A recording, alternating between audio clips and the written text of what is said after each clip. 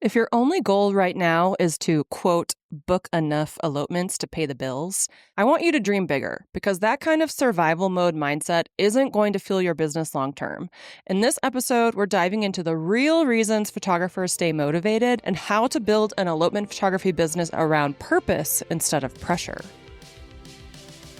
Welcome to Stoked, the podcast that helps adventure elopement photographers hit six figures and beyond in their businesses without hustling on social media. I'm your host, Megan McPhail, a former burnt-out emergency veterinarian that quit my hard-earned career to become an elopement photographer. Now I'm living a life I absolutely love, full of travel, adventure, and financial abundance, and I am hell-bent on helping you do the same. Are you ready to start booking out your calendar with dream couples in breathtaking locations and feeling genuinely stoked about your elopement photography business, life, and bank account? Then let's dive into this week's episode.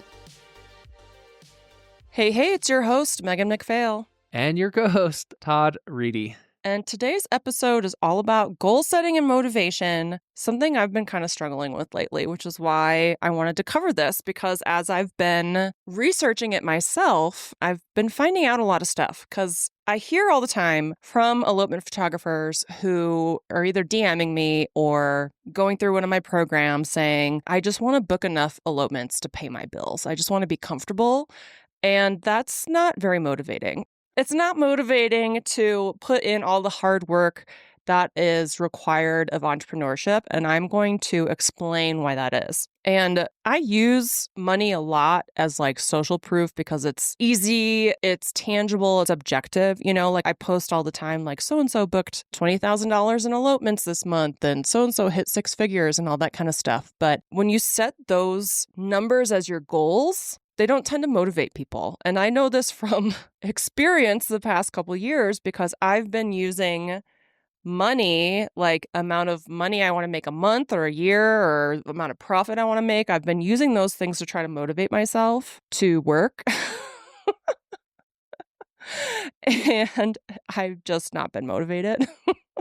So I had to figure out, like, why is that? Because I was so motivated for years because I had this dream to buy a house on land in Taos, New Mexico. I wanted to have mountain views. I wanted to have slow mornings. I wanted my dogs to run around in the backyard. I wanted my chickens. I wanted my cats. I wanted to foster animals. And a year ago, I made that work. And I spent years basically motivating myself because I had this picture in my head of what I wanted to accomplish. And I was doing these like mortgage calculators to see how much money I was going to have to make over like 2 years because the mortgage people take 2 years of your tax returns as like a small business owner. So this was like an ongoing thing where I had to hit certain numbers for years, save up a certain amount of money.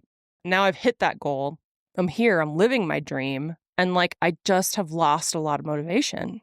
And since we've moved here, I've been trying to come up with new goals. And I'm like, oh, I want to hit this amount of money a month or this amount of profit a month. And I'm just not accomplishing them. And I know I can accomplish a goal. I know I can. I've done it my whole life, you know? So why am I having such a hard time motivating myself? And it turns out it's because money itself, in like a vacuum where you're just like, I want to hit, you know, six figures. I want to hit 20K sales months or whatever. That alone, it doesn't hit you emotionally. It's not motivating enough. You have to have something behind that where it's like, if I hit these numbers, then I get this, that, and the other thing. I get freedom. I get slow mornings. I get to retire my partner.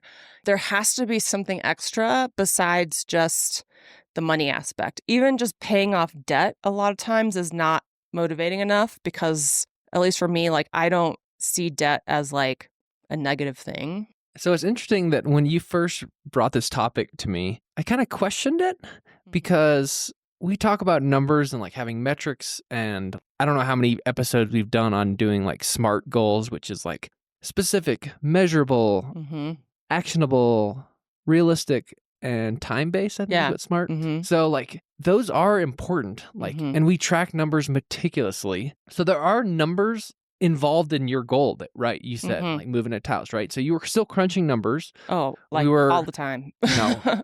watching our bank accounts, to the penny. Mm-hmm. So like, I don't think that the numbers or like the money itself is like a bad thing. Like, we do need those measurable goals in our life, and especially in our businesses, right? Because that's what we're running businesses for, is to make money so we can, live the lifestyle that we want. So like, having numerical values to target, I think that's really important. But yeah, I think it's the kind of like It's more, going the extra step. yeah, like what's beyond that? Like, your dream had this particular price tag on it. And so like, we were still going for that, but it wasn't the number that we were chasing. It was Yeah. the lifestyle, right? And so like, there is a back and forth of like knowing the numbers and targeting them, but then also like a bigger picture of what that money means. Yeah, no, that's perfect. And that's a great segue into this kind of idea between like intrinsic motivation and extrinsic motivation, because an extrinsic motivator is like money, approval, and status, So like extrinsically, I could be like, oh, I want to buy $1 million house so I can say I have $1 million house, And like, that's not real, like some people do, like they can fuel themselves on extrinsic motivation, but it's fleeting. It's not going to support you during the hard times and stuff like that. And like, is not the reason why we got our house. And our house is not $1 million house. I was just using that as an explanation. Maybe someday. But intrinsic motivation is more about your purpose, your values, freedom, and like your vision for your life. So like, when I was thinking about getting a house in Taos, houses cost a certain amount of money here. It was like, okay, I have to hit that goal because I want mountain views. I want freedom. I want to live in this area so we can hike and ski and go rafting, and our dogs can be Taos dogs. And it fits my values. It fits my ideas of freedom. I could never have moved to Taos if I stayed an emergency veterinarian, because there's just no emergency vets up here. It just fit my vision for my life. It feels like home. So like, that cost a certain amount. And so, yeah, money was involved, but money was not the motivation. It was more something deep inside of me. And that's the difference. An extrinsic goal might get you started. It might feel good, because I think other extrinsic motivations could be like, oh, I hit a certain follower count, or I'm getting, I'm more booked out than this person or something. I had a reel go viral or something like that. It's like vanity metrics, essentially. And like, those might feel good for a short period of time. They might even keep you motivated a little bit, but long term, you're not going to like stay motivated to hit real true goals if you only focus on your extrinsic motivators. And I've had to talk a few people off the ledge in my coaching programs, and I didn't even realize that I was kind of already teaching this kind of stuff. So many people have debt and bills, and they really feel like, okay, I have to make this work right now because I have my mortgage coming up, or I need to pay off this credit card debt, or I have a bill coming up. And they feel this kind of like frantic urgency, but they're also not really doing the right work at that time, So like, they need to make money, they need to get bookings, but all they're doing is fretting about it instead of actually like getting some work done. And so what I feel like I've noticed when people are trying to kind of like work to pay off debt, work to pay bills, work to pay off the mortgage and stuff like that, they are stressing a lot. They are under enormous pressure, but they also aren't focusing on the right work or doing the right work. And there has to be a correlation with that, because like, if you are feeling this pressure and being like desperate and I have to make this work, but your nervous system feels really unsafe, you don't actually get the right work done, but you will freak out and fret about it. And like, that's the worst for me, is being like, okay, well, you need to get this done, you need to get that done, blah, blah, blah, this, like, you still need to work on this. Like, you're focusing on this when you need to focus on that, but they still aren't doing the things. And that's also kind of like the difference between pressure versus purpose. So when you're working under pressure and you're not working towards something that you're like really excited about, you're kind of working away from these bad feelings about debt and bills, it just doesn't go well. You aren't actively, happily working on your business. Whereas when you're working from purpose, which is more like you're driven by vision and values and freedom, like all those things, like this happy image that you have in your head, you're working towards something, then, it's like, it's okay. You release the pressure on yourself and you start taking the right actions. So pressure creates anxiety, and you can't really get the right work done as an entrepreneur if you have anxiety. And then purpose creates more clarity, and they can coexist. It doesn't have to be one or the other. It's always kind of a spectrum, but like working towards something is so much more exciting and fun and better